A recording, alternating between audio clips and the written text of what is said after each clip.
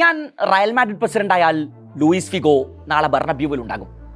Florentino പെരസിന്റെ ഈ പ്രഖ്യാപനം കേട്ട് പലരും മൂക്കത്ത് വിരൽ വെച്ചു. ഇയാൾക്ക് ഭ്രാന്താണെന്ന് ചിലർ അടക്കം പറഞ്ഞു. ബാഴ്സലോണയിൽ നിറഞ്ഞു കളിക്കുന്ന കാലത്ത് ലൂയിസ് ഫിഗോയെ റാഞ്ചുക പറയുന്നത് പോലെ അതത്ര എളുപ്പമുള്ള സംഗതിയൊന്നുമായിരുന്നില്ല. കാറ്റലോണിയയിലെ മനുഷ്യർക്ക് ബാഴ്സലോണ അവരുടെ ജീവശ്വാസമായിരുന്നു, റയൽ മാഡ്രിഡ് അവരുടെ ചിരവൈരികളും. അതുകൊണ്ട് തന്നെ ക്യാമ്പ് നൗവിൽ നിന്ന് ബെർണബ്യൂവിലേക്ക് ഒരു കൂടുമാറ്റം. ലക്ഷക്കണക്കിന് മനുഷ്യരുടെ ഹൃദയങ്ങളിൽ കനൽ കോരിയിട്ട് വേണം അങ്ങനെയൊന്ന് സംഭവിക്കാൻ. വർഷം 2000 റയൽ മാഡ്രിഡിൽ പ്രസിഡന്റ് ഇലക്ഷൻ പ്രഖ്യാപിക്കപ്പെട്ടു. ചാമ്പ്യൻസ് ലീഗ് കിരീടമില്ലാതെ പിന്നിട്ട 3 പതിറ്റാണ്ടിന് ശേഷം 3 വർഷത്തിനിടെ 2 കിരീടങ്ങൾ ഷെൽഫിലെത്തിയിരിക്കുന്നു. ലോറൻസോ സാൻസ് ഏറെ ആത്മവിശ്വാസത്തിലായിരുന്നു. 2 വർഷത്തിനകം ക്ലബ്ബ് അതിൻ്റെ 100ാം വർഷത്തിലേക്ക് കടക്കും. അതിനു മുമ്പ് പ്രസിഡന്റ് പദവിയിൽ വീണ്ടും എത്തണം.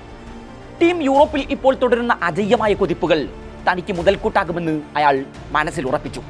അതേസമയം മറുവശത്ത് ക്ലബ്ബ് വലിയ ചില സാമ്പത്തിക പ്രതിസന്ധികൾ അഭിമുഖീകരിക്കുന്നുണ്ടായിരുന്നു. കടം കുമിഞ്ഞുകൂടുന്നു. സാൻസിന് അത് പരിഹരിക്കാനാകുന്നില്ലെന്ന വിമർശനങ്ങൾ തലപൊക്കി തുടങ്ങിയ കാലമാണത്.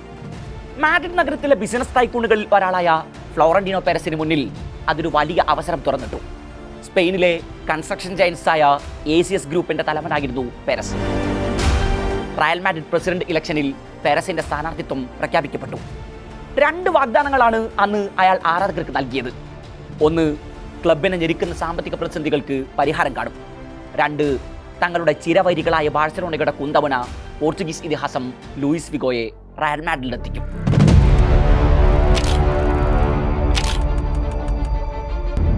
ഇതിൽ ആദ്യം പറഞ്ഞത് വേണമെങ്കിൽ വിശ്വസിക്കാം.